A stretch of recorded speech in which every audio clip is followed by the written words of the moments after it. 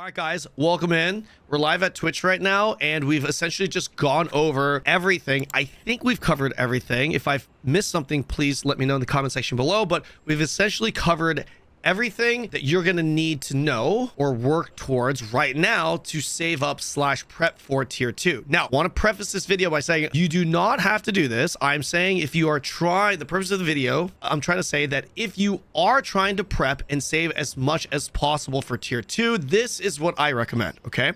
By no means am I saying you have to do this. You can totally take your time, all that, okay? Following this prep will help you hit max day 1, which you won't do because you need to get the actual pieces of gear, many of which will be locked behind a milestone. There are milestones.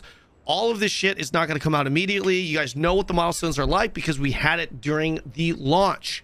If you're not familiar with the milestones, just know that it's essentially today we're getting this world boss unlocked, and Wednesday we're going to get this world boss unlocked. So it kind of spaces out the content. All right, so we've got a couple of tabs here, but everything is pretty much on this notepad.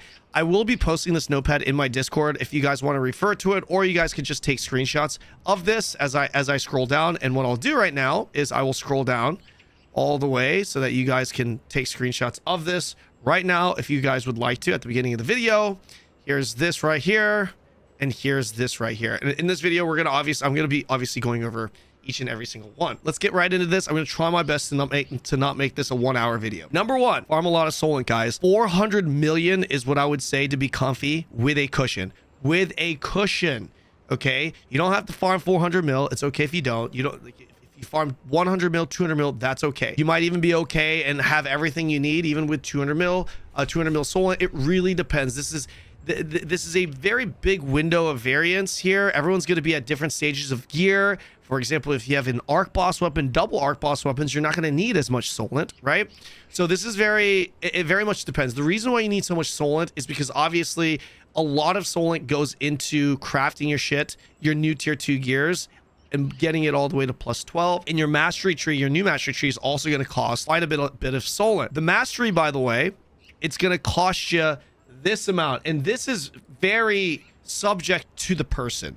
I will at the end of this go into this tree, or whenever I feel like is an appropriate time to do so, as well as this. Okay, next you're going to need precious polished crystals, you're going to need gems, and you're going to need magic powder. C tier 2 mat requirements. So these are the mats. I've posted this in a previous video to get all of your gear to plus 12 from base. I've deliberately shown you from base because everyone's going to be at different stages of their gear. You can always kind of subtract. If you have a plus 9 piece of gear and you feed it into a plus 12, that is going to be a tier 2 plus 6 weapon. So just based off of these numbers, if you are crafting it from scratch, this is how much it cost me. RNG is very much a thing, so it could cost you more or less. It cost me 2,700 magic powder, 1,300 polished, 1,300 rubrics, 80 million solar for the weapon, and this much for the armor plus accessories. In total, it would have cost me this much based off of the rolls that I got with that 0 to plus 12. If you're wondering what those mats are, those mats are majority this right here. To craft these growth stones, you need the ores, which can be changed to jewels right here. Sorry, my camera's blocking it. Magic powder and the precious polished crystal right there. Now that's out the way. You're going to need ore for the mastery tree. C tier 2 mastery prep. So this is pretty much a map of what it's going to cost you to unlock all of your shit. Okay. So if I show you the new mastery window here, let's go into this. You can see that there are things that are locked, right? In order for me to unlock this, I'm going to have to spend 10 emerald ore, 10 stallion ore, and then a bunch of solant, 550,000. You cannot use tradable gems. You have to use ores. So conserve those ores. What I've essentially done with this is I mapped out what you need. So like this is the attack quadrant over here, and the attack quadrant requires rubrics and emeralds, as you can see. The tactics quadrant requires rubrics and Marin. Within the first ring, which is this right here, these just require solants, 60,000 solant per.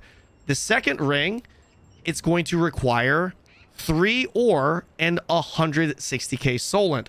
Third ring, it goes to 10 ore, of each, by the way, so 20 ore total, and 550 million. And then the epic node here, this is the outer one, outermost. This is the most expensive. It costs 90 ore of each and a bunch of solant. As you can see, it's 5.8 million solant. It's hiding behind the exit lag ad. Shout outs to those boys. So here is pretty much the whole shebang. I hope this makes it a little bit clear for you. There's no way I can tell you how much you need because everyone's going to be going in different directions here. I'm not going to sit here and tell you exactly how the mastery tree works, other than the fact that once you unlock one of these nodes, you can put points in and out, and it consumes your mastery points right here as you see fit at no cost. The unlocking is just a one-time fee, and then you're good moving forward, okay? If you're wondering what a quadrant is, this is a quadrant. And these quadrants, by the way, include the hybrid quadrants, the hybrid nodes here that are kind of like in between both. Try and shoot for 600 ore and 18 million solant for the mastery tree. This will put you in a pretty good spot to start off tier 2 strong. Remember, you don't need to do this. This is assuming you have high mastery levels in tier 1. So if you're like mastery level like 16 to like 20, for example, that's probably kind of the rough number that I'm thinking in my head when I'm doing this. Otherwise, don't worry too much. You won't need nearly as much. No point in unlocking a node when you can't put points into it. Remember, this tree requires ore.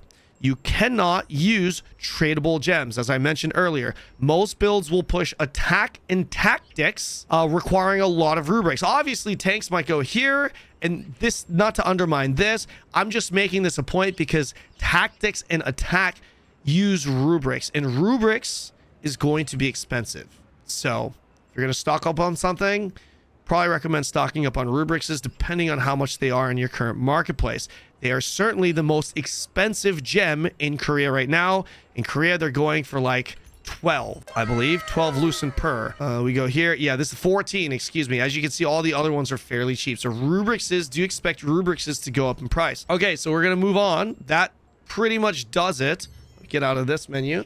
That pretty much does it for the mastery. Let me show you guys one more thing. If you are kind of wondering how many points you're gonna have, this is my expo. This is at 138. Most people early on when tier 2 comes out, they're gonna be somewhere between, like, again, this is kind of a very big window, but I'm expecting most people to be roughly around somewhere between 80 to 140 in that range. This is what essentially 138 will get you. As you can see, it's pretty much, just move myself there, it's pretty much 2 quadrants being full sent. Okay, just to give you guys a rough estimate as to how many nodes you're really unlocking out the gate. Okay, I think that's a fair shade, and obviously that depends because it depends on how many points you're putting into each node and all that stuff.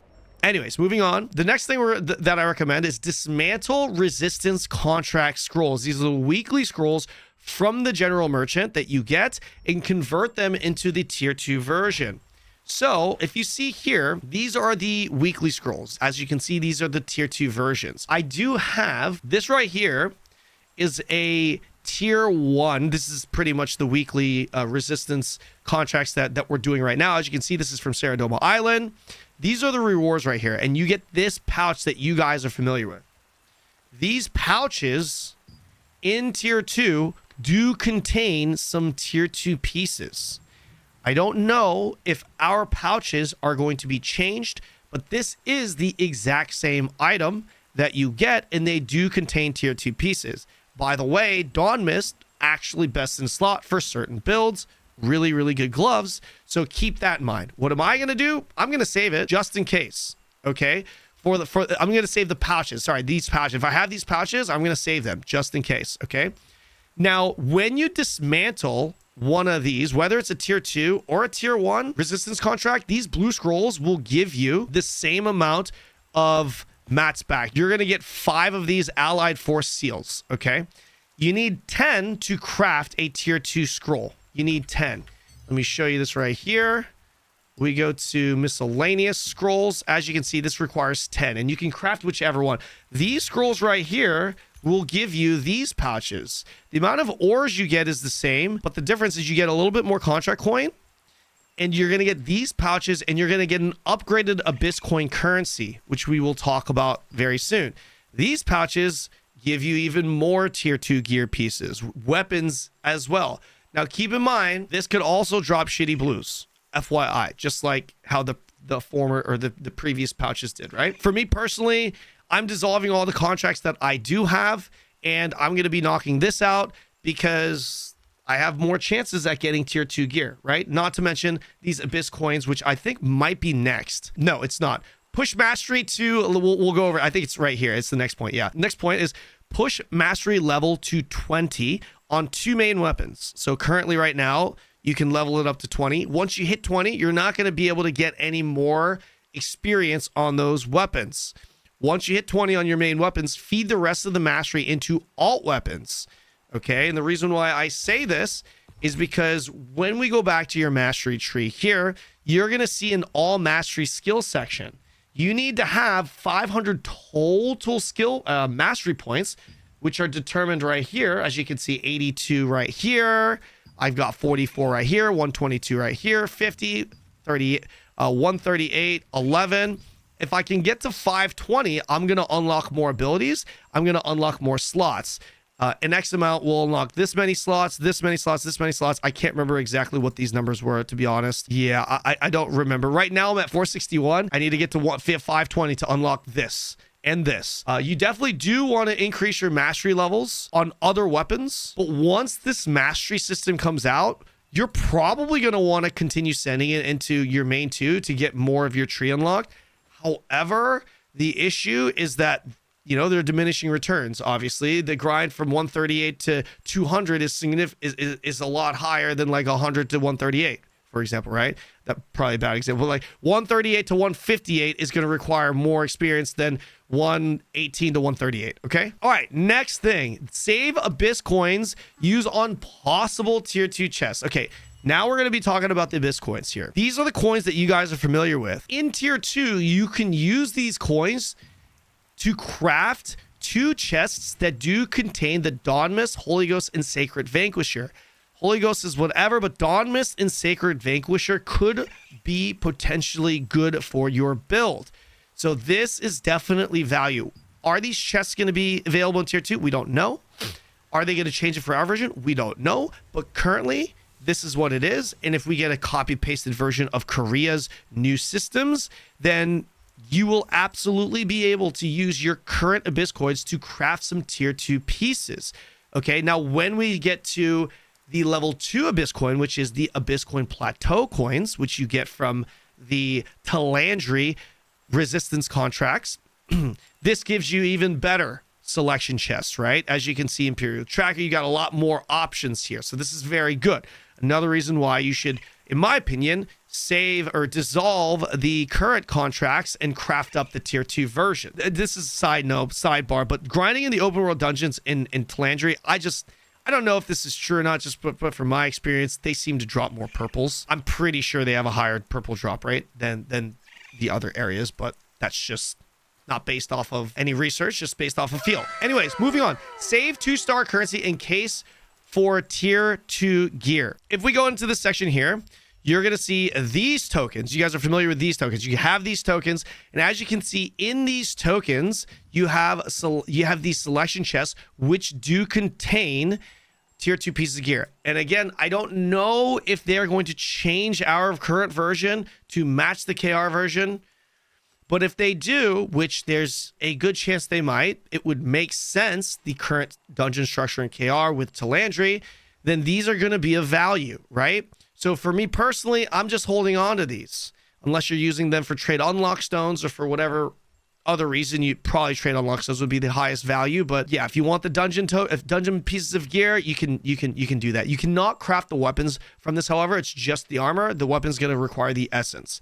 The essence crystal, this crystal here. Okay, moving on. Next thing on the list. Save all open world dungeon token consumables that either don't expire or expire after Talandre Mark 6. So what do I mean by this? In your inventory, if you have these items that don't have an expiration on them, like these, I would save these. I would absolutely use these for Talandre. If they do have an expiration, check what the expiration date is. And if it's after March 6th, I would definitely use this in Talandre and I would save them. Same goes for 2-star dungeons, by the way. The dimensional contract tokens, these tokens right here, I would these are the 3-star dungeons. So in KR, this is different. So I'm not going to really dive into that. I don't know how it's going to be changed, but your 2-star dungeons, I would also try and conserve those entries as much as possible without hitting cap, of course, for Talandre, just in case the drops are changed. Because in tier 2, if we go here, 2-star dungeons do in fact contain tier 2 pieces of gear. Okay, so personally, that's what I would recommend. Better safe than sorry. Next, save all contract coins, 3k for epic tier 2 option. What do I mean by this? When you finish contracts, you go to the contract coin merchant, you're going to see this. Very familiar, right? You scroll to the bottom. I don't know if this is going to be in our version, but you can get a level 2 weapon selection chest. These are essentially dungeon items. This right here is the best in slot sword for hit users. If you're not using a Tevin Greatsword, you're going to use this. And some people are going to even use this over the Tevin Greatsword. This is the best in slot shield, right? These are the weapons that you can get, and you can get them for 3,000 coins. I kind of have a feeling this isn't going to be in our version, but again, better safe than sorry. Next, save all ink litho scrolls and save all trait extractions. This one's pretty simple, guys. This is for those of you who are trying to make a little bit of lucent and all that stuff. There is no special ink for tier 2. You're using the same amount of ink when you're creating a litho. If I go here and I go to, where's a naked piece of gear here? If I try and litho this is going to require 2 of these. And this requires the same type of ink that we are currently using for our purple pieces. And these lithos, especially day 1, are going to sell for a lot, obviously, right? And also the trait for this, which is this is the best in slot pure DPS armor set right now, the Tempest set, Transcendent Tempest set. A trait for this, a good trait for this, would obviously sell for a lot. So if I were in your guys' shoes, I would for sure be saving my trait extraction stones and my ink/litho. Save as much gear with good traits as possible and use these to trait your gear or even sell depending on market if the lucent to matte ratio is good. Even blues equals blessings after gear. Okay, so what does this mean? This is another opportunity to make money. So your heavy attack on your weapon that you might have right now, that could potentially sell for a lot like the first week. Obviously, it's not going to sell as much for a tier 2, but the tier 1 version for the first week will be pretty expensive. Just like how there were some blue traits that were pretty expensive early on as well. So you're going to have to kind of judge and monitor the material to lucent ratio there. It could be worth trading. And obviously, if you have a weapon with heavy attack and you have gear right now saved up, tier 1 purple gear saved up that has heavy attack, these are free chances at upgrading your current piece of gear. Tier 2 traits are not going to be readily available at the start. A lot of people are going to be using tier 1 to push up, and you have a 10% chance to get a tier 1 to go to tier 2. If not, you get blessings. Even blues will be blessing stacks. You get it's a 1% chance to go, so 1 in 100 blues could also go. Obviously, inventory is a little bit of an issue, but I'm just saying, essentially, keep an eye out for good traits that you're picking up right now. You will for sure be wanting to use them when tier 2 comes out, whether you sell them or use them for yourselves. Next, if you're new, just continue on +9ing all your gear. Save traits to smash into your tier 2 piece. You need entry-level gear, remember. Okay, so let me be clear here. If you're new to the game and you know what you're doing, there's a way, there are more efficient ways to go about this. If you're new, I don't want to overwhelm you. Feel free to talk to an experienced vet to really min-max your waiting period for tier 2. There are some things that you can go about, which we might talk about here in a little bit, as it is mentioned, to better prep for tier 2. However, if you're new and you're kind of playing solo and you don't want to be overwhelmed with information, I would start with this. Just +9 your gear and just save your traits. That's what it's going to be like for the most part. We are going to be talking about like this fail stacking little system that you can do to be better efficient and prep for tier 2. But again, if you're brand new, don't want to be overwhelmed, keep it simple. Just +9 your gear when tier 2 comes out. all the traits that you have saved up, just smash them into your tier 2, and maybe you get a home run chance to upgrade your gear. Keep in mind, you need entry level gear. 3-star dungeon entry is equal to 3,500 combat power. In order to do a 3-star dungeon in tier 2 Talandre, you need 3,500 combat power. Go beyond this if you're trying to do party finder, because the requirement will be for sure over 4K. If you have a guild that could carry you, then you only need 3,500. Okay. In order to hit this though, 3,500, you're obviously going to need to. I'm pretty sure you're gonna have to trade up a little bit. Okay. So definitely keep that in mind. If you're solo, you don't have a guild that could carry you. You will for sure have to get a +9 set of gear traded out. Maybe not completely fully traded out, but relatively traded out, so that you'll be at a reasonable amount of gear score or combat power to be able to actually find a group. It's just the way it is, okay? If fully traded and you have more than enough extra gear, which you probably don't, rest of your gear will be used to be fed into the material transmutation for tier 2 Gomba rolls and possible trait resonance fragments. Okay, this is a continuation of it, but that is this right here. You're gonna be essentially sending gear off here. Okay, boom, just like this.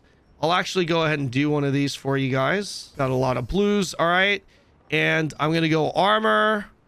My expected return, I have a 25% chance to get a guaranteed tier 2. I get mats, and I get these trait resonance stone fragments, which I'm going to talk about here in a second. I do this. I got a tier 1 purple, and I got 15 trait resonance fragments for level 5. This gives us an outside chance to get a nice tier 2 item, and we get trait resonance fragments. We don't know if trait resonance is in at launch. If it is, this will require ores, gems, plus trait resonant fragments, which I just got from that thing. I'll explain this whole system in a sec. To craft, trait resonance fragments are gained every time you feed gear into the transmutation. Weapons give more credit when transmuting. As you can see, when I put that weapon in there, I got a lot of credit. Impossible to min-max this anytime soon. After launch, this is pretty much what you will be min-maxing slowly over time. So what exactly is trait resonance? Once you fully trade out a gear, you're going to have an additional trait. That's what it is. That's what a trait resonance is. Resonance effect here. You're going to get one of these. For a weapon, I can get 40 hit. I can get 40 attack chance. I need 80 trait resonance stones, not fragments, stones, to select, or an RNG Gomba chance using 4 stones, and these are the percentages here. This is the very long-term thing because it is pretty damn expensive. You're going to need to craft these resonance stones, which you can do right here. These trait resonance stones are crafted via fragments. So we got 15 earlier. 15 will give us essentially 3 stones. You need 80 to select the trait of choice, which is what you're probably gonna do. You also need ores or the tradable currency, as you can see here. Rubrics is the gems. You can use that as well. I do not know if this is going to be in the game out the gate. If it is, what I'm essentially saying is if you're done with trading, you don't need any of these extra pieces of gear. You don't need the magic powder. So essentially traits and magic powder, then save those pieces of gear to send in the material transmutation so that you get those fragments, more importantly, and obviously tier 2 Gomba chance, but you get those fragments that will allow you to get those trait resonance. All right, next is, this is related to guilds. Guilds level, I get asked this a lot. Guilds level 20. Guild needs to be level 20 to unlock tier 2 guild bosses. I go right here. If you guys want to see the benefits here, as you can see at level 20, that's when the rest of these are unlocked, and everything else is pretty much the same. Next, save trade unlock stones, same prio as tier 1. This isn't something you have to especially do in tier 2. This is just something that I'm reminding you guys to do, mainly to bring up how much it actually costs. A lot of people have been asking me this. Tier 2 gear is just double the stones, essentially what it is. A tier 1 Archboss weapon is the same amount of trade unlock stones as a tier 2 weapon, which is 200 trade unlock stones per line. A tier 2 Archboss weapon is 400 per line. Does that mean that tier 2 Archbosses being Delos, Noah, and Cordy Archbosses are better than tier 1 Archbosses? No, it's not. Tevent Bow is still best in slot. Tevent Greatsword, still best in slot for a specific type of playstyles. Generally speaking, general PvP, it's considered to be best in slot. The fact that even a Tevent Bow, Tevent Daggers, thank you. The fact that Tevent Daggers hands down BIS. There's still 100,000 Lucent in KR. They are definitely BIS. They just happen to be taking advantage of requiring less trade unlock stones compared to Giant Cordy and Delos Noah. You could argue that that's kind of not fair because tier 1 is just as strong, if not better in most cases, but tier 2 requires more. That's just the way it is. All right, next, conserve trait conversion stones. These are these stones are these things. These trait conversion stones, save them, guys. Whenever you're getting new gear, especially Archboss weapons, you are going to be burning through those, okay? You'll need a lot of these because you want to use them to re-roll the first trait on newly found gear. You might get a piece of gear, you might buy a cheap one on the auction house, might not have that, might have that health regen trait that you don't want. Convert it using the conversion stones and keep re-rolling it until you get the trait that you want. Pretty much my last bit of advice here. One last thing to add. A lot of you guys have probably seen some of my clips. You guys have heard about Giant Cordy. Now, Giant Cordy, unless nerfed, okay, is in fact the most impactful weapon in the game. Talking about large scale here. This requires a full party buffing plus a specific bombing build. So I'm mentioning this because I know a lot of people are like, oh my gosh, Expo's back. I'm going Expo. Okay, you need a specific build. You need to be large scale and you need a specific party helping you if you want to be able to get those spins. Okay, I'm mentioning this because Cordy is the final milestone, and building for this immediately can be painful for you if you decide to do so. I wouldn't recommend going for a Cordy build until it's actually out. Like I mentioned in the beginning of this video, there are milestones. Giant Cordy is the final milestone, as well as Delos Noah. Okay, Giant Cordy is the final, so just keep that in mind. How to feed tier 1 into tier 2. This is going to be the last thing that we talk about here in this video, and I want to be pretty clear here. Some of you guys are probably wondering, what's the best way of getting ready as far as my gear goes? How do I feed my tier 1 into my tier 2? And should I be blessing stacking and all that stuff, right? Let me just quickly show you how you're going to be feeding, at the very least, your tier 1 into your tier 2. So this is a +6 tier 2 weapon, okay? Now, this is a +9 tier 1 weapon. You can tell because on the top left-hand corner of the, I can't actually show it, the top left-hand corner of this little tooltip, you see Epic level 9, and the one on the left, Bulwark of Invincibility, top left corner, it says Epic level 2. Okay, that's how you distinguish between tier 1 and tier 2. If I click this, you're going to see this takes my weapon from +6 to +8, 32%. So essentially what I am recommending you to do is continue to click and upgrade your tier 2 weapon from base. And when you get to a certain threshold where you transfer this, this will say 12. 12 is the max. If it says 11 98%, let's just say this says 11 98%, then you're going to want to click on this piece of gear one more time. Does that make sense? So if you have an already maxed out level 9 piece of tier 1 weapon ready to go, do not feed it in immediately. Click on the start upgrading your current tier 2 weapon and just monitor. You will see your current tier 1 +9 weapon here. Just click on it. As you can see, if I feed it now, I'm going to be at +8 at 32%. I have a long ways to go. I'm going to continue just clicking this and leveling up this in this tab until this gets higher, higher and higher. And if I feel like I'm a little close, right, which is going to be around, like, if I recall correctly, I'm pretty sure it'll be around like 11, like 10 or 11. I can't remember. I'm going to click on this and see how much further I have to go, right? So if I'm at level 10 here with this weapon and I click this and this shows 11 2%, then I'm going to click this. I'm going to upgrade the base tier 2, this tier 2 piece of gear even higher. Okay, and someone in my chat is saying it's going to be around level 10, 40% ish. Take that with a grain of salt.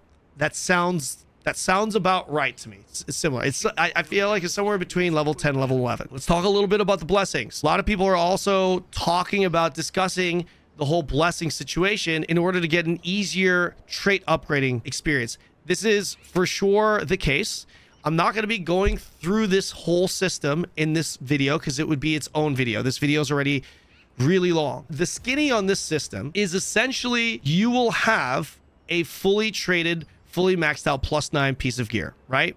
And essentially what you're doing is if I want this weapon, if I feed this tier 1 weapon into this, I'm going to be transferring blessings along with this piece of gear. You get blessings for the traits you have, and you get the blessings that are just left over on top of the traits. This, I have 1840 blessings plus the traits from my, plus the blessings from my traits, giving me 4,480 blessings when going into this piece of gear. I believe the number is around 8,000 and change to be able to get the amount of blessings on a tier 2 piece of gear to allow you to just fully trait your piece of gear using a lower tier item. Let me rephrase. If you guys have enough blessings, you can essentially use a blue item to upgrade a purple item guaranteed right now, right? Usually, otherwise it's a 10% chance. The same goes for purple into purple tier 2. A purple tier 1 gives you a 10% chance at upgrading your trait at tier 2. And if you stack enough blessings, you will be able to get a guaranteed purple level tier 1 to upgrade into your tier 2 purple. I hope that made sense. So the number to hit, it's around 8,000 and change, I believe. My Twitch chat told me there's a good max roll guide that walks you through this process. I will not be going through this process here in this video. For those of you who already have, like, let's say this is your current tier 1 helmet. Essentially what you do is you craft up another helmet, like a garbage shitty helmet with shitty traits, and you blessing stack that, and then you feed your current tier 1 gear into the shitty gear, transferring the blessings, and then you do that again into another shitty piece of gear, and then transfer that, effectively transferring over your blessings each time. And then when you ultimately, on the last item, transfer it into your tier 2 gear, you have the maximum amount of blessings that you can get. That might have sounded really confusing, which is exactly why I'm not going to get into it in this video. But check out Max Roll. I trust my Twitch chat when they say that they have a good written guide for it. Or if this video hits enough likes, maybe I record it and walk you guys through it in a video. But that is pretty much it, guys. That is, I believe, everything that I have for you guys when it comes to preparing for tier 2 right now in the next month. All right, guys, I'm so sorry that took so long. Like and subscribe. Let me know what you guys think in the comment section below. If there's anything I missed, let me know in the comment section below. Big shout outs to Twitch chat. A lot of these guys helped me. I'm not going to take full credit for this. Okay, they walked me through a lot of the stuff too. Global's got some giga chads. Okay, big round of applause for my Twitch chat. Thank you guys. And yeah, I will see you guys in the next video.